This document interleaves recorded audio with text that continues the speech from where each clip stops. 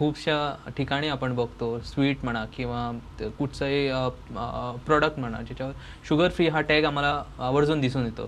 तर sugar free खरंच हे शुगर फ्री असतं का? आणि तो माणसाच्या जीवनावर कसा परिणाम करतो? बरं, आता यात 2 भाग आलेत, हं, की साखर जिथे पूर्वी आपण घालायचो तिथे शुगर फ्री घातलं जातं, हं. म्हणजे कॅलरीज कमी जातील, रिलेटिव्हली कमी जातील, हां. पण शुगर तेवढी म्हणजे शूटअप होणार नाही आणि पदार्थ तेवढाच गोड लागेल. हं, हां, पण हे शुगर फ्री सतत खाल्ल्याचे बरेच दुष्परिणाम होतात. मानसिक दुष्परिणाम, हार्टवर दुष्परिणाम आहेत, हं, हे होतात. हं. आणि काय होतं की डायबिटीज मॅनेजमेंट किंवा रिव्हर्सल दोन्हीमध्ये होय, आपण टोटल कॅलरीज किती खातो हे महत्त्वाचं असतं. होय.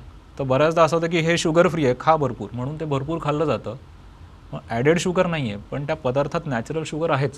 प्रत्येक पदार्थात, नॉनव्हेजमध्ये सुद्धा नॅचरल शुगर असते. होय. हां, तर ती माणूस जास्त खातो आणि परत दुष्परिणाम व्हायचे ते होतातच. म्हणजे शुगर फ्री घातल्याने तुम्ही कदाचित तुमची खाल्ल्यानंतर लगेच जी साखर रक्तातली शूटअप होते होय. ती जरा कमी होईल, हं, पण म्हणून डायबिटीज चांगला कंट्रोल होईल असं नाही.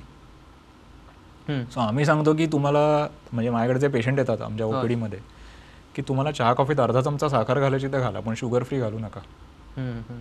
आणि तुम्हाला काही गोड खायचं आहे, काय खास समारंभ आहे, लग्न आहे, काय आहे, तर त्या दिवशी तुम्ही हवं तसं खा, पण महिन्यातल्या 28 दिवस तुमचा डाएट, अन्न व्यवस्थित पाहिजे. 2 दिवस तुम्ही, त्याला आम्ही चीट डे म्हणतो, ते तुम्ही घेऊ शकता.